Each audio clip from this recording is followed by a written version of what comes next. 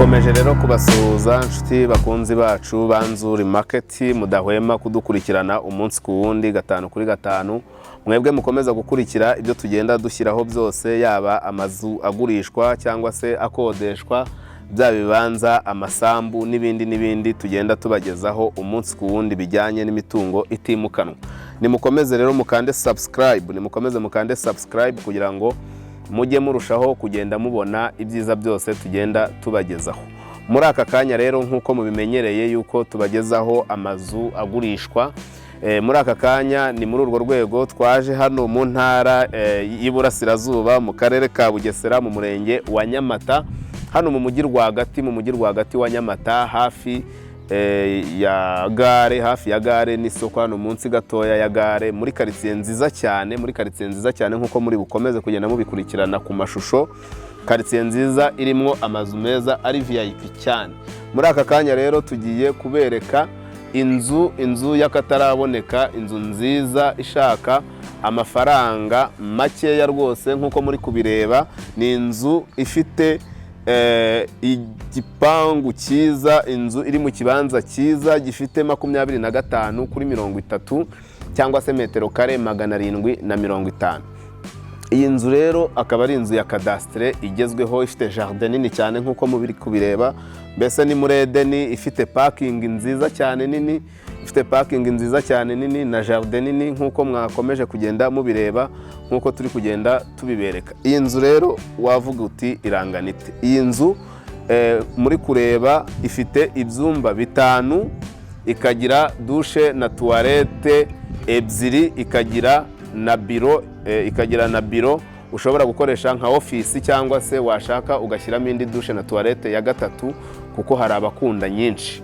Iyi nzu rero ifite salon nini cyane, ikagira salle à manger nziza nini, ikagira cuisine iri moderne ijyanye n'igihe nziza kabisa, ndetse ikagira na stock, ikagira manex, ikagira ibintu byose byangombwa nkenerwa, ikaba yubatse mu buryo bugezweho, ikaba ifite jardin, parking, mbese ni inzu nziza cyane. Reka rero dutangire tuyibatembereze, ngira ngo murirebera plafo yayo yo kwibaraza ni gypsum rwose, murayizi plafo igezweho cyane. Murareba ibaraza ryayo, ni ibaraza rinini cyane ushobora rwose kwakiriraho n'abantu benshi. Dukomeje twinjira hano muri salon, murabona yuko ifite salon nini cyane, murayireba ukuntu ingana, murabona yuko ari ni salle rwose wacyurizamo ubukwe. Iyi ni salon nini y'iyi nzu, salon nziza nkuko muri kubibona, ni salon nini, ngira ngo murayireba.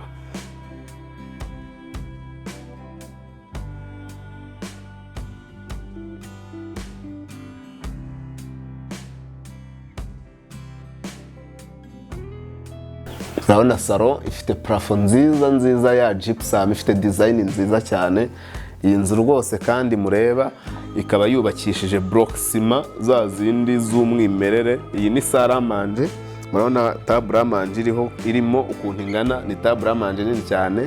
Hariya hakaba akaravabo ko gukarabiraho intoki mu rwego rw'isuku, ngira ngo murabireba mbere yuko ufungura cyangwa se na nyuma yaho.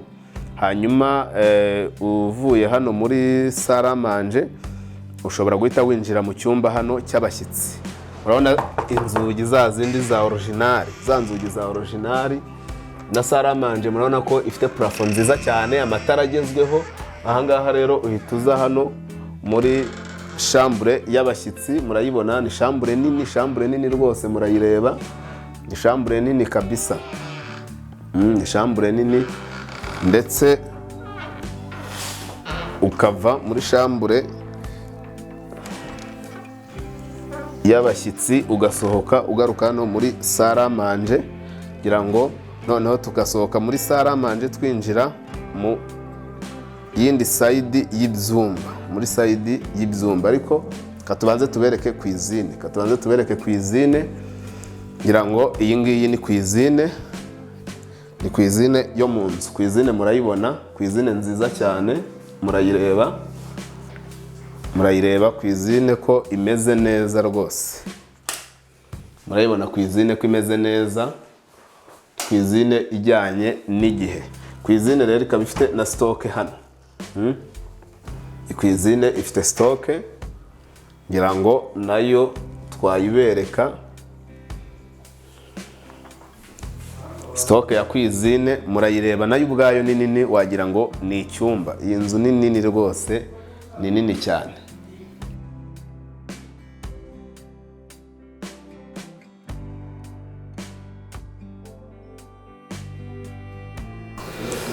Ubwo dusohotse hano muri Cuisine twari tubanje kuyibereka, dushobora kuza tukabereka bya byumba bindi. Ngira ngo twabwiye ko ifite ibyumba 5. Hano uhita ugera ku cyumba kimwe hano ibumoso, urabona ko ni icyumba kinini icyumba kinini cyane. Murakibona ukuntu kingana rwose, icyumba kinini cyane.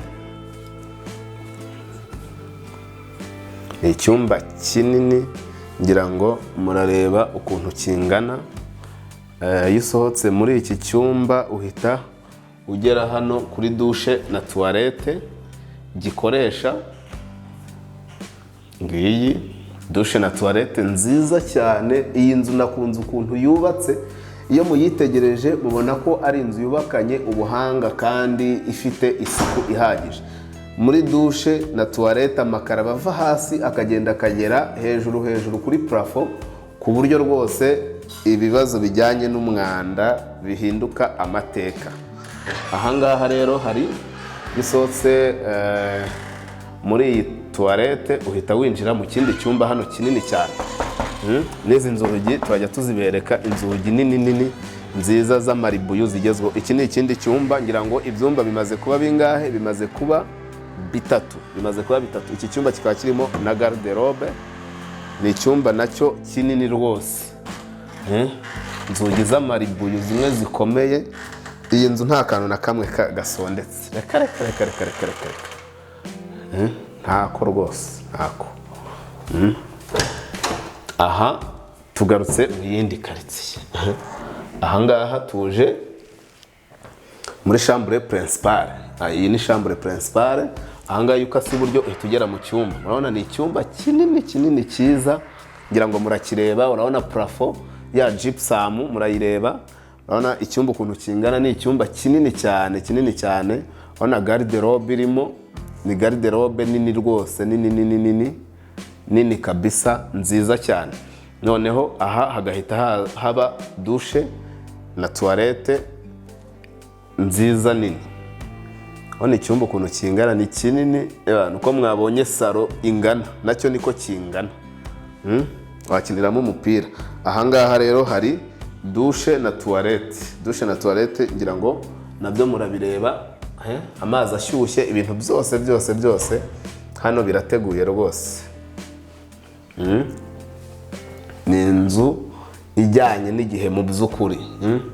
Ni inzu ijyanye n'igihe. Iyi nzu rero nk'uko mwabibonye ifite ibyumba 5: salon, salle à manger, cuisine, stock, dushe na tuwarete 2 zikoze, ariko hari n'umwanya washyiramo iyindi nk'uko twabibabwiye. Bo bahisemo guhindura office. Mu nzu imbere rero turahabatembereje, muraharebye, mubonye inzu nziza nini ifite ibintu byiza binini gusa. Mubonye inzu ifite inzugi nziza, inzugi zikomeye za ribuyu, inzugi za ribuyu original, apana bya bindi usanga abantu bafata imbaho bakomekaho utu triplex tw'utu design ngo ni inzugi. Aha rero ni mu gikari cy'iyi nzu. Murabona ukuntu hangana, naho ni hanini cyane, ngira ngo murahareba. Iri ni ibaraza ryo mu gikari, naryo ubwaryo murabona yuko rwose ari rinini cyane, ari ahantu rwose hanini kandi hisanzuye, ahantu hateguye neza, hubatse neza. Urabona iyo ugeze mu gikari uhita ugera ahantu hari imigozi yo kwanikaho, imyenda. Wakomeza hepfo gatoya hano ugahita ubona za annex twababwiraga. Ngira ngo urazireba. Hano hari ama-annex, hari igikoni cyo hanze, ngira ngo murakibona. Igikoni cyo hanze ngiki igikoni cyo hanze gifite amashyiga ya kijyambere, gifite amashyiga ya kijyambere meza rwose, yandi yarondereza hahandi amakara umufuka usanga umarana amezi angahe kubera yuko amashyiga arirondereza nyine. Hano rero hakaba ikindi cyumba, hakaba dushe na toilette hepfo, hakaba ibigega by'amazi hano bya nizo kuvuga ngo wazabura amazi, ni amateka kabisa. Ibigega binini cyane, hano na dushe, ona ibigega by'amazi byubakiye kandi mu buryo nabwo buhenze, ni amafaranga gusa. Urabona ibi byuma ukuntu hubakiye n'iki, ni ibintu birambye kabisa, ni ibintu birambye by'imyaka myinshi. Iyi nzu kuyigura ni burundu, no kwiturira burundu. Urebye noneho iyi dushe na toilette byo hanze, urahibona, reba isuku yayo, reba amakaro kuzamuka ukagera hejuru mu kirere. Dushe na toilette byo hanze, ibaze, urabona amafaranga arimo.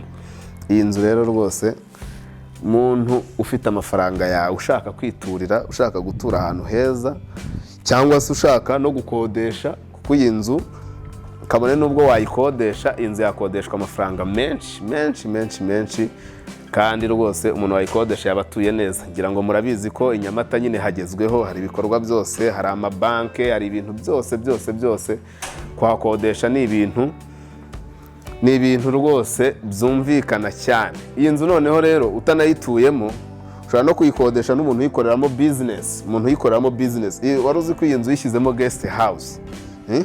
Yishyizemo guest house, wari uzi yuko iyi nzu yabona abakiriya benshi cyane? Mwabonye jaride ifite parikingi, ibyumba byinshi, ibintu byose, kubera ko iri hano munsi ya gare, rwose munsi ya gare gato cyane. Hano ahantu hari muvoma, uvuga ngo ibyo wayikoreramo byose iyi nzu byanga bikunda byagira gute, byatanga umusaruro rwose. Ahangaha rero iyo uzungurutse inzu urongera ukagaruka muri ya jaride nziza cyane, ukongera ukagera muri parking, inzu ukaba urangije kuyizunguruka. Urabona ko ari inzu nziza kabisa, ni inzu nziza rwose umuntu wese yakwifuza kugura. Urabona ko iyo uvuye muri parking aho hari n'inzu y'umuzamu, ngira ngo nayo rwose murayireba, inzu y'umuzamu iri kuri gate neza, undi ushinzwe ikijyanye na security. Iyi nzu ni nziza vraiment, iyi nzu ni nziza. Umuntu ushaka kubika amafaranga mu kintu kizakungukira, kizakugirira umumaro, waza ukigurira iyi nzu. Ni inzu kabisa, nanjye ndayigutuye. Iyi nzu rero reka mbamara amatsiko. Iyi nzu wagiye ureba, urayikunda, ureba ubwiza bwayo, ureba karitsiye. Iyi nzu ntugire ngo irahenze, ndabizi mwatangiye gutekereza mu majana n'iki byose, ariko iyi nzu irashaka miliyoni 60 zonyine z'amanyarwanda. Irashaka ibihumbi 60 by'amadolari, irashaka miliyoni 60, kandi noneho ziri negosiyable. Ni ukuvuga ngo ayo mafaranga ari negosiyable, ni ukuvuga ngo ni miliyoni 60 ziganirwaho, dushobora kugabanyisha cyangwa se nawe ukigabanyishiriza, kubera ko iyi nzu turakurarikira ngo ngwino uyisure, ngwino usure iyi nzu uyishime. Numara kuyishima, twebwe icyo dukora n'iki, turaguhuza na nyirayo mwiyumvikanire, kuko rwose twebwe turi mu mwanya wawe, wowe mukiriya, turagufasha kugira ngo iyi nzu uyigure. N'indi yose kandi wabona kuri channel yacu ukayishima, akazi kacu ni ukuguhuza na nyirayo, ndetse tukagufasha kugira ngo akugabanyirize, nawe ubashe gutunga umutungo utimukanwa. Murabizi yuko ariyo ntego ya buri wese kuri iyi si wabashije kugira icyo ageraho. Iyi nzu rero niba uyikunze, waduhamagara kuri 0748486797. Si ibyo gusa kandi, ushaka kudusanga aho dukorera hariya ku Muhima, ugeze muri feruje zo kuri Yamaha neza, usa n'ujya Nyabugogo etaje ya 2 y'amatafari ahiye yanditseho Shema House. Urazamuka muri etaje ya nyuma, umuryango wa mbere ureba ku Gisozi. Ushaka kudusura kuri Twitter, Instagram, Facebook page, hose twitwa Nzuri Market. Komeza rero kandi subscribe, ukande subscribe, ujye ureba ibyiza byose tugenda tukugezaho umunsi ku wundi, 5 kuri 5. Turagerageza kugushakira buri mutungo ugurishwa uri ku bushobozi bwa buri wese. Ni karibu cyane rero muri Nzuri Business Group Limited. Tubibutse yuko dushobora kumanaginga imitungo yanyu itimukanwa, tukabafasha kuyibyaza umusaruro kandi mu gihe cyihuse. Turabagurishiriza, turabakodeshereza, ndetse kandi turabafasha kugura ahantu heza hatarimo ibibazo ibyo ari byo byose. Turabakorera pura kandi tububakire ku mafaranga meza, tububakire amazu agezweho kandi akomeye. Ni karibu cyane muri Nzuri Business Group Limited. Iwacu umukiriya ni umwami. Komeza ukande subscribe. Murakoze cyane.